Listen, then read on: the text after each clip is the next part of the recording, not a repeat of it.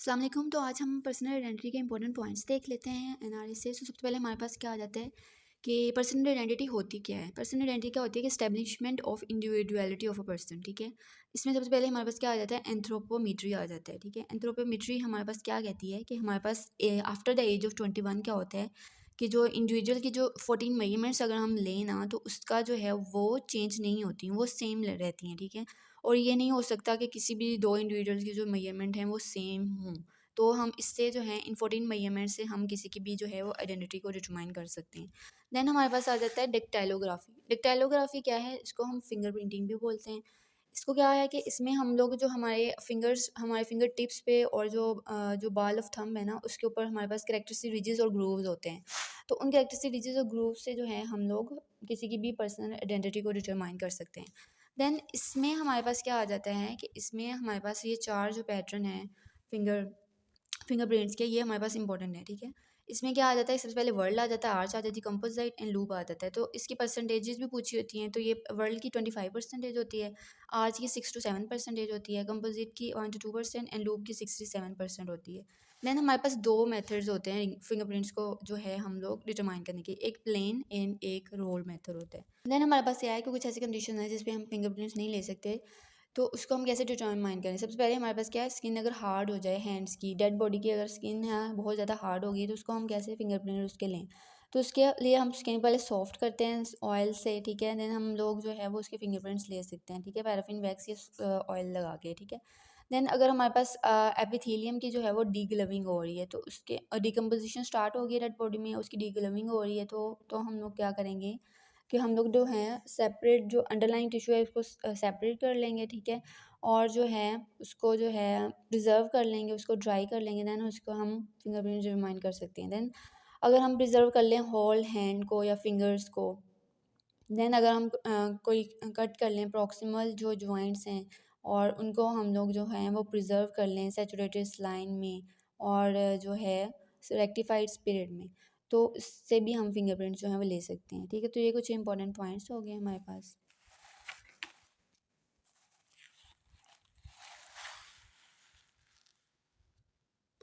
Then आ जाता है हमारे पास कि हम पर्सनल आइडेंटिटी को कैसे डिटरमाइन जो है वो कर सकते हैं। तो इसके लिए हमारे पास 3 मेथड होते हैं। एक सबसे पहले subjective method, then objective method और एक थर्ड पार्टी मेथड होता है। सब्जेक्टिव मेथड में क्या होता है हमारे पास कि ये ड्यूटी ऑफ डॉक्टर होती है at a time of medical legal examination. तो वो क्या करता है, collection of morphological data of examinee करता है। ठीक है, उसकी बेसिक इन्फॉर्मेशन लेता है, उसके क्या फिजिकल करेक्टर्स हैं, उसकी क्या बिलोंगिंग्स हैं, उसके क्या फेशियल फीचर हैं, इसके अलावा उसके क्या जो है स्पेशल फीचर हैं, जैसे कि उसका कोई वेब्ड फिंगर्स तो नहीं है, उसके बर्थ मार्क्स तो नहीं है। देन उस थर्ड चीज़ हम इसमें क्या देखते हैं, बिलोंगिंग्स, रिस्ट वॉच, उसकी कोई स्पेक्टिकल्स वगैरह। ठीक है, तो सब्जेक्टिव मेथड हमारे कहाँ एप्लीकेबल होता है, अननोन, अनकॉन्शियस एंड अनकम्प्लाइंट जो रोड एक्सीडेंट्स होते हैं वहाँ पे ये वाला मेथड एप्लीकेबल होता है। इसमें हम लोग क्या करते हैं, जैसे कि मैंने बताया कि फ़िज़िकल एग्जामिनेशन जो है हम करते हैं। अगर हमारे पास कोई पुट्रीफाइड बॉडी आ गई है तो उसके फ़िज़िकल एग्जामिनेशन में हम क्या देखेंगे, उसके नेल्स, टीथ एंड बोन्स देखेंगे, क्योंकि ये जो है रेजिस्ट करते हैं डिकम्पोजिशन को। ठीक है, देन हम क्या करेंगे, उसके जो नॉन बायोलॉजिकल मेथड मटेरियल में क्या आ जाएगा, उसकी बिलोंगिंग्स आ जाएंगी, उसके जो रिस्ट वॉच, उसके क्लॉथ्स आ जाएंगे, उनके स्टाइल देखेंगे, हम स्टाइल ऑफ ड्रेस देखेंगे। ठीक है, देन अगर हमारे पास कोई ड्राइड स्टेन्स हैं, जैसे कि उसके सीमन के, उसके कपड़ों पे या ब्लड के, ठीक है, उनको भी जो हैं वो डिकम्पोज नहीं होते, तो उसका हम क्या देखेंगे, सोर्स ऑफ रीजन देखेंगे। इससे हमें जो है वो उसकी आइडेंटिटी पता चल जाती है। देन हमारे पास आ जाता है ऑब्जेक्टिव मेथड। ऑब्जेक्टिव मेथड जो है वो इन्वेस्टिगेटिंग एजेंसी करती है। ठीक है, इसमें क्या होता है हमारे पास, ये किस थ्योरी पे बेस करती है कि कोई भी करेक्टर जो है वो जिसकी वेरी क्लोज एसोसिएशन है किसी पर्सन के साथ, वो सफिशिएंट है किसी भी पर्सन की आइडेंटिटी को इस्टेब्लिश करने के लिए। ठीक है, अब हमारे पास करेक्टर से क्या आ जाती है, अगर कोई डॉक्टर है तो उसके पास हो सकता है कि कोई ऐसी चीज़ हो जो उसका करेक्टर बता दे कि ये डॉक्टर है, जैसे कि उसके पास कोई जो है नोट्स हो सकते हैं, उसके पास स्टेथ हो सकती है, तो वो करेक्टर उसका बता देगा उसकी पर्सनल आइडेंटिटी के ये डॉक्टर है। देन हमारे पास थर्ड पार्टी मेथड आ जाता है। थर्ड पार्टी मेथड में क्या है कि हमारे पास 3 पार्टीज़ होती हैं। एक पार्टी हमारे पास मेडिकल एग्जामिनर होता है, दूसरी एग्जामिनी जिसका एग्जामिन किया जा रहा होता है, और थर्ड पार्टी कोई भी रिलेटिव या फ्रेंड एग्जामिनी का हो सकता है जो आके उसकी जो है वो आइडेंटिटी को बता दे कि ये हाँ ये मेरा रिलेटिव है, ये मेरा कोई रिश्तेदार है। ठीक है, देन हमारे पास आ जाता है हेजिज रूल। हेजिज रूल बहुत इंपॉर्टेंट है, ये आता होता है। तो हेजिज रूल आ जाता है हमारे पास। हेजिज रूल क्या कहता है कि हमारे पास square of month of gestation, हमारे पास square number of gestational months अगर हमारे पास हों, तो हम अगर उनका स्केयर लें 5 मंथ्स तक, तो हमारे पास क्या आ जाएगी, लेंथ ऑफ फीटस आ जाएगी इन सेंटीमीटर्स। और अगर 5 मंथ्स के बाद पूछा जाए तो उसको हमने मल्टीप्लाई करना है 5 से, वो उसकी लेंथ होगी सेंटीमीटर्स में। इसके एग्जाम्पल यूँ ले सकते हैं, अगर हमारे पास कोई 4 मंथ का है तो उसको हम क्या करेंगे, स्केयर लेंगे तो 16 सेंटीमीटर आ जाएगी फीचर उसकी लेंथ की। और अगर 6 मंथ के है तो 6 को हमने क्या करना है, मल्टीप्लाई 5 से कर देना है, तो 30 सेंटीमीटर आ जाएगी उसकी लेंथ। ठीक है, ये इंपॉर्टेंट है। देन हमारे पास ग्रेस्टेफसन क्राइटेरिया आ जाता है। इसकी चेंजेस और इस फिगर को समझने के लिए हम थोड़ी सी थ्योरी पढ़ लेते हैं। तो इसमें ये देखते हैं हम लोग, सबसे पहले हमारे पास डेंटिन होता है, टूथ का स्ट्रक्चर देख लेते हैं। इसमें डेंटिन होता है, डेंटिन 2 पार्ट से होता है, क्राउन एंड रूट। ठीक है, अब हम इस फिगर में देखें तो हमारे पास ये जो येलो येलो है, ये हमारे पास डेंटिन है, इसके अंदर ये पल्प है रेड वाली। ठीक है, इस डेंटिन को हमारे पास एक क्राउन ने कवर किया होता है, और क्राउन के ऊपर एक इनेमल क्राउन होता है। ठीक है, देन हमारे पास क्या होता है, ये जो है हमारे पास जिस सॉकेट में फिट होता है इसको हम रूट बोलते हैं। ठीक है, देन हमारे पास सीमेंटम आ जाता है। सीमेंटम क्या होता है, सीमेंटम जो है वो रूट को कवर करता है। ठीक है, ये हमारे पास, इसके अलावा पेरिडोंटल मेम्ब्रेन आ जाती है। पेरिडोंटल मेम्ब्रेन क्या है, एक फाइब्रस टिश्यू है जो बोनी सॉकेट से आता है। ठीक है, और जो है सीमेंटम को कवर कर लेता है। ठीक है, अगर मैं यहाँ पे दिखाऊं तो ये जो है हमारे पास ये वाली पेरियोडोंटल मेम्ब्रेन आ रही है। ठीक है, ये वाली। ठीक है, इसने ये बोनी सॉकेट से आएगी और रूट को जो है वो कवर कर लेगी। इसके अलावा हमारे पास क्या आ जाता है, ये ठीक है, अब एक दफ़ा फिर हम रिवाइज कर लेते हैं। ये हमारे पास डेंटिन है, ये पल्प है, तो ये वाला हमारे पास क्राउन है, ये फिर एनेमल ऑफ क्राउन हो गया। ठीक है, देन हमारे पास यहाँ पे सीमेंटम आ जाता है और पेरियोडोंटल मेम्ब्रेन। अब हम उस टेबल को देखते हैं तो हमें समझ आ जाएगी। तो सबसे पहले हमारे पास क्या चेंज आती है, डिग्री ऑफ एट्रिशन। एट्रिशन किसकी हो रही है, मतलब कि जो इनेमल ऑफ क्राउन है जो हमने उधर देखा था, जो इसको ये कवर कर रहा था डेंटिन को, उसकी जो है वो एट्रिशन हो रही है। तो A0, A1, A2, A3, तो इसमें क्या है हमारे पास, ये आप अगर देखें यहाँ पे जो है कोई एट्रिशन नहीं हुई उसकी। देन A1 में क्या है कि जो हमारे पास जो इनेमल का क्राउन है वो थोड़ा सा जो है हमारे पास डिग्रेड हो गया है। देन इसमें क्या है कि इसमें वो जो है हमारे पास डेंटिन तक आ गया है। देन इसमें क्या है, इसमें वो पल्प तक आ गया। तो ये हमारे पास, इसके अलावा क्या है कि alteration the level of gingival attachment and amount of Scandinavian dine. तो इसमें थोड़ी सी मिस्टेक है, ये जो हमारे पास पी आना है वो इधर आना है, और एस जो है वो इधर आना है। स्कैन जो हमारे पास स्कैंडिनेवियन डाइन एस से नोट किया है, और पी जो है जिंजाइवल अटैचमेंट हमारे पेरियोडोंटल मेम्ब्रेन जो है वो पी से है। तो हमारे पास अमाउंट ऑफ सेकेंडरी डेंटाइन क्या है, सेकेंडरी एक तो हमारे पास ये वाला डेंटाइन था ना, अगर पल्प के अंदर डेंटाइन बनना शुरू हो गया तो उसको हम सेकेंडरी डेंटाइन करेंगे।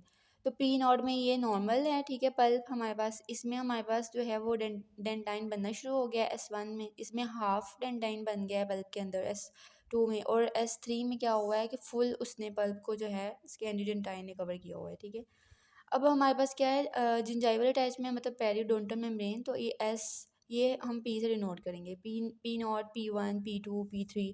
तो इसमें ये हम अगर देखें तो ये पेरियोडोंटल मेम्ब्रेन इसने कवर किया हुआ है। इसकी ये जो है हमारे पास डीजनरेशन हो गई है, इसकी और डीजनरेशन हो गई है, यहाँ पे और डीजनरेशन हो गई है। देन हमारे पास क्या आ जाता है, translucency of root. Translucency of root यहाँ पे शो नहीं की हुई है, ऐसे आप याद रख लिए, T0, T1, T3 और T2। ठीक है, देन रूट रिजॉर्प्शन आ जाती है।